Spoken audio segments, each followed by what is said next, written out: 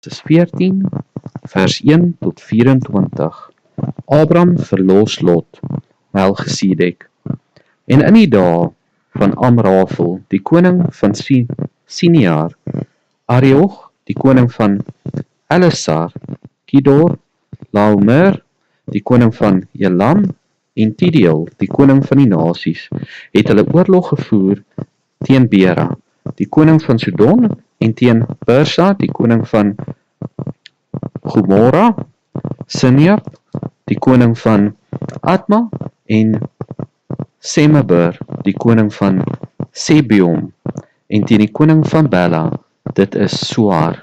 Hulle het almal hulle leers verenig in die laagte Siddim, dit is die Soutsee. 12 jaar lank het hulle Kedor Laomer toe al gedien, maar in die 13e jaar het hulle opstandig geword. Toe kom Kedor Laomer in die 14e jaar, en die konings wat saam met hom was, en hulle verslaan die Rafite, en Asterot, Karnaim, en die Susite in Ham, en die Emite in die vlakte van Kiriataim, en die Horite op hulle gebergte Seir, tot by Elparan, wat aan die woestyn lê. Daarop het hulle omgedraai, en by Eripesat, dit is Kades, gekom, en die hele land van die Amalekiete verower, en ook die Amorite, wat aan Haseron Tamar woon. Toe trek die koning van Sodom uit, en die koning van Gomorra, en die koning van Adma, en die koning van Sebeom,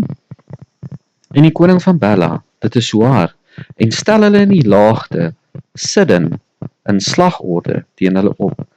teen Kedor Laomer, die koning van Elam, en Tidiel, die koning van die nasies, en Amrafel, die koning van Sinear, en Arioch, die koning van Elasar, 4 konings teen 5.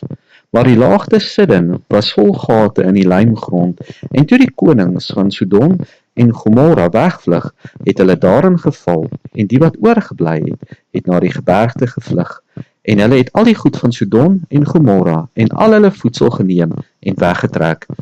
Hulle het ook Lot, Abram se broerskind, en al sy goed geneem, en weggetrek, want hy was in Sodom woonagtig. Toe kom daar een, wat vry geraak het, en vertel het aan Abram, die Hebreër, wat woonagtig was, by die terpentynbome van Mamre, die Amoriet, broer van Eskol, en broer van Aner, en hulle was bondgenote van Abram. Toe Abram hoor dat sy broer as gevangene weggevoer is, het hy sy geoefende manne, wat in sy huis gebore is, laat uittrek 318, en hulle tot by Dan agtervolg. Hy het hulle in die nag van verskillende kante aangeval, hy en sy dienaars, en hulle verslaan en hulle agtervolg, tot by Hoba, wat noord van Damaskus lê. En hy het al die goed teruggebring, en ook sy broer Lot, en sy goed teruggebring, en ook die vroue en die manskappe. Na sy terugkoms van die oorwinning op Kedor Laomer, en die konings wat saam met hom was, het die koning van Sodom uitgetrek om tegemoet na die laagte Sawe, dit is die koningslaagte,